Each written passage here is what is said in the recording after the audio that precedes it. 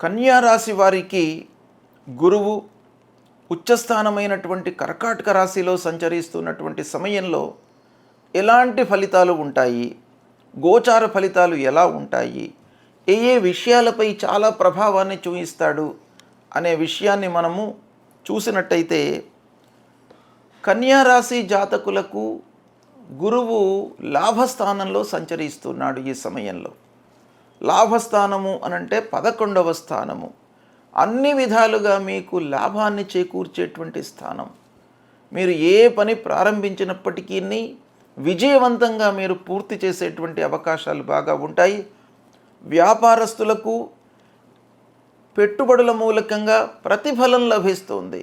పూర్వము పెట్టినటువంటి పెట్టుబడులే కానివ్వండి, ఈ సద్యస్కాలంలో ఈ సమయంలో పెట్టినటువంటి పెట్టుబడుల మూలకంగా కూడాను మీకు లాభము చేకూరుతుంది.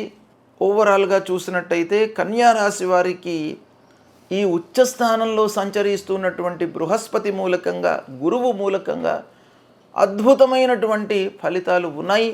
దీన్ని మీరు కొంత సద్వినియోగపరుచుకొని సమయస్ఫూర్తితో వాటిని మీరు అమలు చేసినట్టయితే చాలా విషయాలలో మంచి ఫలితాలను పొందుతారు. శుభం.